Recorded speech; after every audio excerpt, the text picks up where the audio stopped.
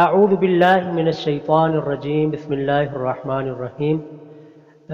الحمدللہ تفسیر القرآن کا آج ہم نے انشاءاللہ سورہ فاتحہ مکمل کرنے کے بعد آج انشاءاللہ العزیز اللہ تعالیٰ کے فضل و کرم سے ہم سورۃ البقرہ کا آغاز کریں گے۔ سب سے پہلے سورت کے نام کے اوپر میں آپ کو اس سورت کا تعارف کرواؤں گا۔ اس کا نام ہے سورۃ البقرہ مدنیہ، کہ سورت کا نام سورۃ البقرہ، اور یہ مدینہ منورہ کے اندر نازل ہونے والی سورت، مدنی سورت ہے، ٹھیک ہے۔ اچھا، سب سے پہلا تو اس کو سورت بقرہ، بقرہ کا معنی ہوتا ہے گائے، یعنی گائے کی سورت۔ یہ کیا ہوا جی گائے کی سورت؟ مطلب یہ ہے کہ سورۃ ذکر فیہا البقرہ، کہ وہ سورت جس میں گائے کا ذکر ہے۔ چونکہ اس کے اندر ایک واقعہ آئے گا آگے جا کے، ہم انشاءاللہ اس کو تفصیل کے ساتھ پڑھیں گے بھی، کہ اللہ تعالیٰ نے بنی اسرائیل کو حکم دیا تھا کہ ایک گائے کو ذبح کرو اور اس کا گوشت کاٹ کرنا یہ مردے کے جسم کے ساتھ اٹیچ کرو، تو مردہ خود بول کر بتائے گا کہ میرا قاتل کون ہے۔ تو اس میں آگے پھر وہ تفصیل آپ انشاءاللہ ہم اپنے موقع پہ جا کے پڑھیں گے۔ انہوں نے پھر آگے سے سوال شروع کر دیے، کیسی ہو گائے، کس طرح کی ہو، کس رنگ کی ہو۔ تو اللہ تعالیٰ نے پھر اس کی تفصیل سورہ بقرہ کے اندر پہلے پارے کے اندر ذکر کی ہے۔ تو اس وجہ سے اس سورت کا نام سورۃ البقرہ ہے، یعنی کہ وہ سورت جس کے اندر گائے کا ذکر کیا گیا، ٹھیک ہے۔ اور یہ سورت مدینہ منورہ میں نازل ہونے والی سورت ہے۔ اس سورت کے اندر ایک قرآن پاک کی ایک آخری آیت جو کہ آخر کے اوپر نازل ہوئی نا، وَاتَّقُوا يَوْمًا تُرْجَعُونَ فِيهِ إِلَى اللَّهِ ثُمَّ تُوَفَّى كُلُّ نَفْسٍ مَّا كَسَبَتْ وَهُمْ لَا يُظْلَمُونَ۔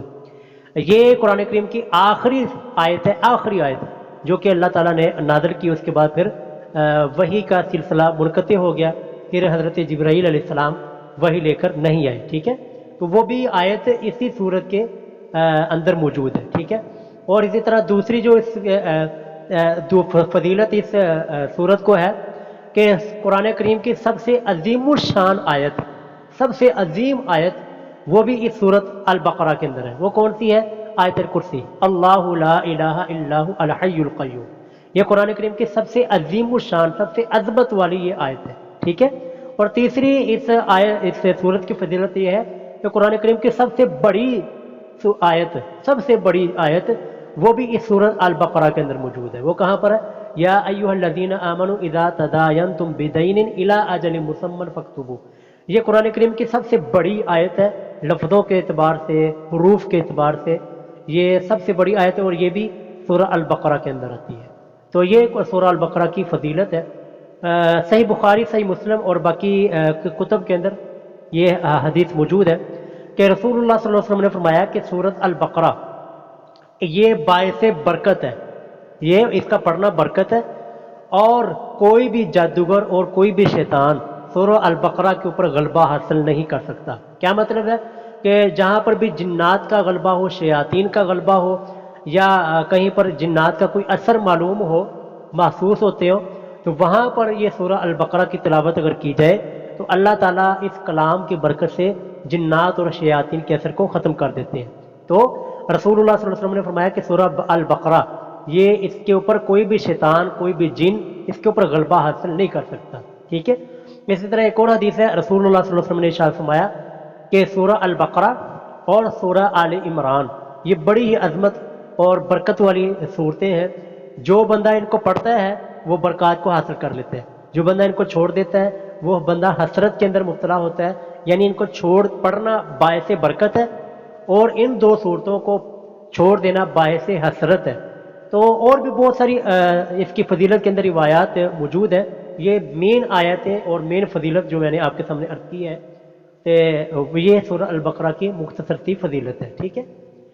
یہ اس سورت کا آغاز اللہ رب العالمین نے حروف مقطعات سے کیا ہے، الف لام میم، حروف مقطعات اس کو کہا ہے۔ مقطع کا معنی ہوتا ہے کاٹ کاٹ کر، الگ الگ کر کے پڑھنا۔ یعنی ہم اس کو علام نہیں پڑھتے بلکہ کیسے پڑھتے ہیں؟ الف لام میم، تینوں حرفوں کو ہم الگ الگ کر کے پڑھتے ہیں، توڑ توڑ کے پڑھتے ہیں، جسے ان کو کہا جاتا ہے مقطع، حروف مقطعات، ٹھیک ہے۔ یہ اس کی وجہ تسمیہ ہوگی کہ مقطعات کیوں کہا جاتا ہے۔ آگے مسئلہ ہے جی کہ اس کا معنی کیا ہے، الف میم کا کیا معنی ہے، کیا مفہوم ہے، کہنے کا مقصد ہے، ساری کی ساری باتیں انشاءاللہ العزیز آج ہم کلیئر کریں گے۔ تو سب سے پہلے حروف مقطعات کے بارے میں کہنا اور اس کا مفہوم، وہ رب العالمین کے علاوہ کوئی بھی نہیں، اللہ رب العالمین کے علاوہ کا معنی، اس کا مفہوم کی مراد مطلب وہ کوئی بھی دنیا کے اندر انسان نہیں جانتا ہے کہ اس کا معنی کیا ہے، ٹھیک ہے۔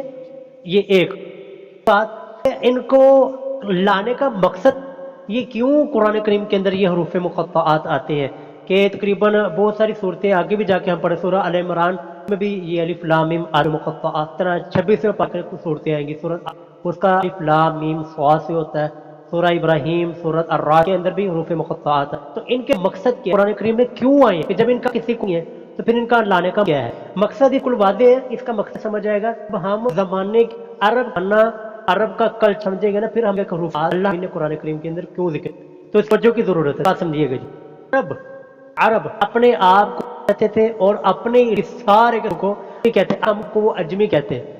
معنی ہے جی گونگا، عجم کا معنی گونگا، یعنی اہل عرب کا یہ کہہ کہ ہمارے علاوہ کوئی بھی بندہ کسی کو بولتا صحیح ادب نہیں آتا، ادب کے ساتھ گفتگو وہی جو معروف ہے، ادب سے مراد فلا کہ بال کس طرح کرنا، کس طرح کی بات، اور فصاحت و بلاغت کے گفتگو کیسے کرنی۔ اہل عرب کا یہ معنی یہ کہنا تھا ہمارے علاوہ کسی کا تو بلاغت نہیں، اور سب کے ساتھ جمی کہتے تھے کہ ان کو بولنے کا ادب ہی نہیں، بولنے کا سلیقہ۔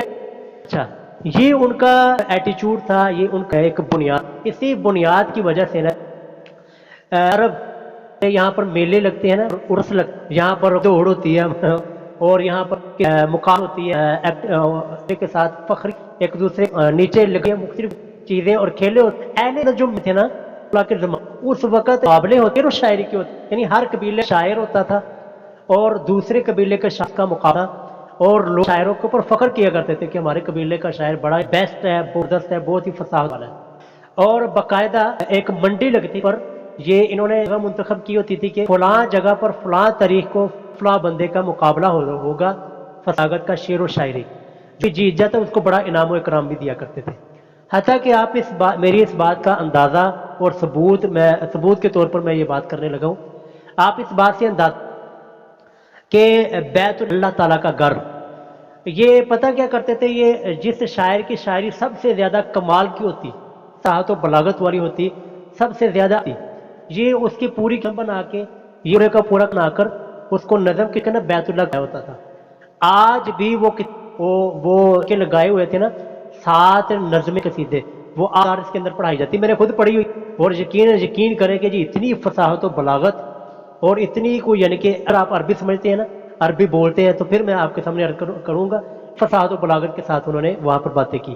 ہاں ساری اونٹ کی تعریف کی ہے انہوں نے، گھوڑے کی تعریف کی ہے، اپنے گھر کی تعریف کی ہے، اور یعنی کہ کوئی بات کوئی چج کی کوئی نہیں کی، لیکن بات جو انہوں نے کی ہے نا، گھوڑے کی بھی تعریف کی ہے، اونٹ کی بھی تعریف کی ہے، تو بڑی ہی سلیقے کے ساتھ، بڑی فصاحت و بلاغت والی کی ہے۔ ساتھ جاتا ہے، آج بھی وہ کتاب پڑھائی جاتی ہے، آپ نیٹ کے اوپر سرچ کر کے دیکھ سکتے ہیں، السبع المعلقہ، معلقہ کے نام سے کتاب مدارس کے اندر پڑھائی جاتی ہے، کہ 7 لٹکی ہوئی چیزیں، کہ وہ جو گرد گرد انہوں نے لٹکائے ہوئے تھے نا 7 قصیدے، وہ آج چھپے، اور ہمارے میں نے بھی اس کو قصیدوں کو پڑھا ہوا ہے۔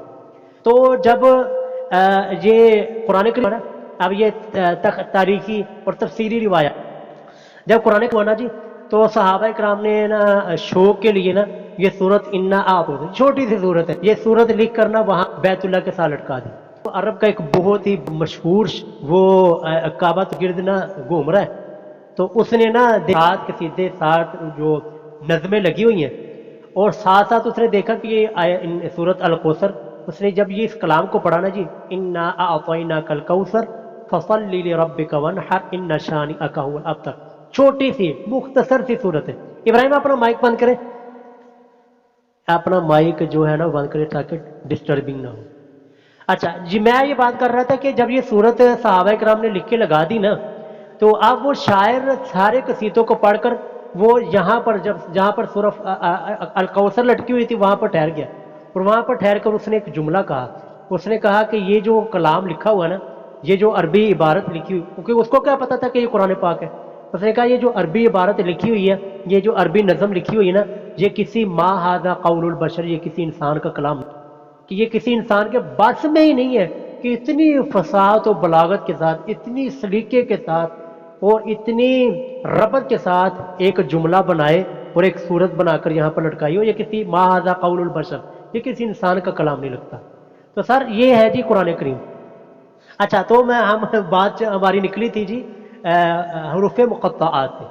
تو جب اہل عرب کا یہ رویہ تھا اور یہ ان کا کلچر تھا کہ عربی فصاحت و بلاغت کے اوپر ایک دوسرے کے ساتھ مقابلے ہو رہے ہیں اور ایک دوسرے کے اوپر فخر کیا جا رہا ہے کہ ہمارے قبیلے کا شاعر وہ بہت ہی عظیم ہے، دوسرا کہتا تھا ہمارے قبیلے کا شاعر وہ بہت بڑا ہے، تو شاعروں کے مدد تھے اس زمانے اللہ رب العالمین نے قرآن کریم کو اتارا۔ اللہ رب العالمین یہ حروف مقطعات کو بطور چیلنج ذکر کیا کہ بتاؤ تمہیں اپنی زبان کے اوپر فخر ہے، تمہیں عربی کے اوپر اپنے علاوہ تم گا کہتے ہو اور تم زبان کے اوپر اتنا اور اتنی فصاحت کے ساتھ تم گفتگو کرنے والے ہو، تو بتاؤ لام میم یہ جو حروف مقطعات ہیں ان کا کیا معنی ہے؟ سمجھ لگی جی ان کا کیا معنی اور مفہوم ہوتا ہے؟ ان کا مقصد کیا ہے کہ اللہ رب العالمین نے یہ بطور چیلنج قرآن کریم کے اندر نازل کیے کہ ان کا معنی آج تک 1400 سال گزر چکے قرآن کریم کو نازل ہوئے، آج تک ان کا معنی اور مفہوم کوئی ڈھونڈ نہیں سکا، کوئی تلاش نہیں کر سکا۔ لوگوں نے ذہن کھپائے ہیں، لوگوں نے کوششیں تو کی ہے، کسی نے کہا کہ الف سے مراد اللہ ہے، لام سے مراد جبرائیل علیہ السلام، میم سے مراد محمد صلی اللہ علیہ وسلم ہے، جبکہ یہ صرف باتیں اندازہ ہے، تخمینہ ہے، ایک اٹکل پچو ہے، لیکن یقینی بات کوئی نہیں، یقینی علم۔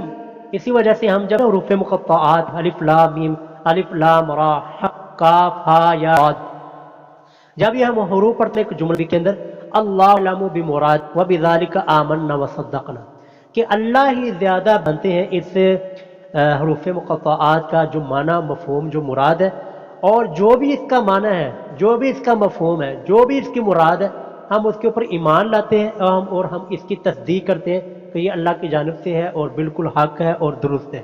ٹھیک ہے، الف لام میم ذرا بات کرنی ذرا ضروری تھی کیونکہ آگے بھی جا کر یہ حروف مقطعات آنے ہیں، تو اس وجہ سے میں نے تفصیل کے ساتھ یہاں پر عرض کر دیا۔ ٹھیک ہے، اچھا جی، الف لام میم اللہ اعلم بمرادہ، اللہ ہی اس کا معنی اور مفہوم زیادہ جانتے ہیں، وبذالک آمنا وصدقنا، جو بھی اس کا معنی ہے، مفہوم ہے، مطلب ہے، ہم اس کے اوپر ایمان لاتے ہیں اور اس کی تصدیق کرتے ہیں۔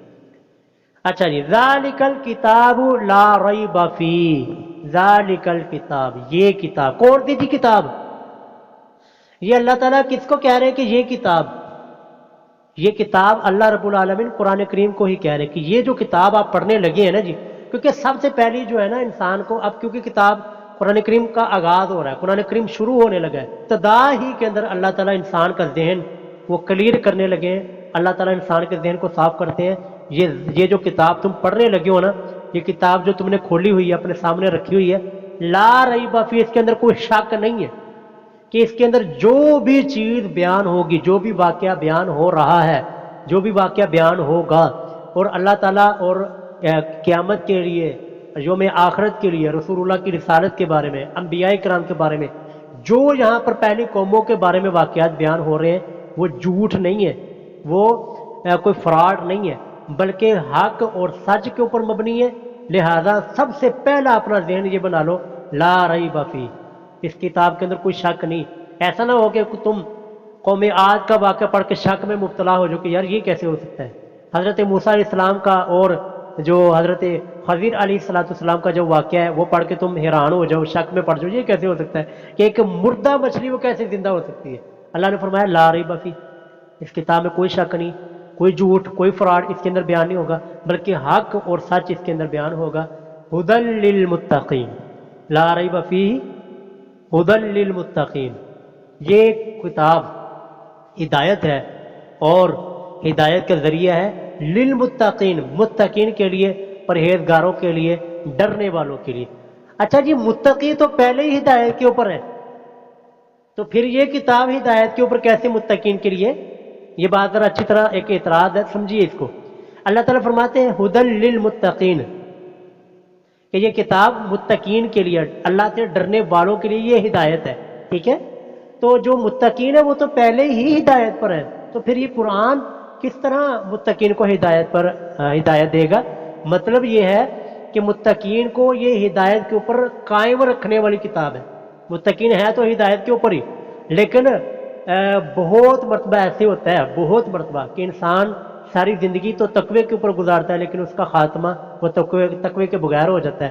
یا انسان کی زندگی تقوی کے بغیر گزر رہی ہوتی ہے، وہ اپنے آپ کو تقوی کے اوپر سمجھ رہا ہوتا ہے. جیسے کہ میں آپ مثال ذرا کھل کے دے دیتا ہوں. یہ ربیع الاول کا مہینہ سٹارٹ ہو گیا ہے. اب لوگ یہ میلاد منانا، جھنڈیاں منانا، لگانا، بھنگڑے ڈالنا، ڈھول لگانا اور یہ حلوے بانٹنا اور کھانا اور کھلانا، اس کو آپ لوگ تقوی سمجھ کے بیٹھے ہوئے ہیں، لوگ اس کو دین سمجھ کے بیٹھے ہوئے ہیں. تو اللہ نے فرمایا ھدی للمتقین، یہ قرآن لوگوں کی متقین کے لیے ہدایت ہے. کیا مطلب ہے کہ ہدایت کے اوپر متقین کو جوڑ کے رکھتا ہے، پکڑ کے رکھتا ہے، گمراہ نہیں ہونے دیتا. متقین لوگ سمجھتے ہیں کہ یار یہ جو خرافات ہے، بدعات ہے، یہ قرآن میں نہیں ہے، یہ رسول اللہ کے فرمان میں نہیں ہے، تو لہٰذا یہ دین نہیں ہو سکتا. ٹھیک ہے جی. اس حساب سے یہ قرآن ہدایت ہے. اور ہدایت کن کے لیے؟ متقین کے لیے ہے، کہ متقین کو یہ قرآن ہدایت کی دیتا ہے اور ہدایت کے اوپر پختہ رکھتا ہے، ہدایت کے اوپر قائم رکھتا ہے. اس اعتبار سے قرآن ھدی للمتقین ہے. ٹھیک ہے جی. تو ہم نے پہلی آیت پڑھی. پہلی آیت کے اندر ایک تو قرآن نے کہا کہ جو بھی اب پڑھنا ہے نا، تمہیں شیطان وسوسہ تو دلائے گا، یار یہ کیسے ہو سکتا ہے، یہ فلاں کیسے ہو سکتا ہے، یہ کیسے. تو لیکن لا ریب فیہ، اس میں کوئی شک نہیں کرنا، اس میں کوئی جھوٹ اور فراڈ بیان نہیں ہوا، بلکہ حق اور سچ واقعات جو ہیں وہ بیان ہوئے ہیں. اور دوسرا یہ قرآن متقین کے لیے ہدایت ہے. قرآن گمراہی نہیں، جیسے کہ ہمارے لوگوں نے آج مشہور کیا ہوا ہے کہ قرآن نہ پڑھنا گمراہ ہو جاؤ گے، ڈائریکٹ قرآن کو ہاتھ نہ لگانا گمراہ ہو جاؤ گے. تو اللہ نے پہلے ہی انسان کا ذہن صاف کیا، ھدی للمتقین، یہ قرآن متقین کے لیے ہدایت ہے. اگر تو آپ متقی ہیں تو قرآن تمہیں ہدایت دے گا، اور اگر آپ متقی تقوی والے ہیں تو قرآن آپ کو ہدایت کے اوپر پکڑے رکھے گا، قرآن تمہیں گمراہ نہیں ہونے دے گا. ٹھیک ہے جی.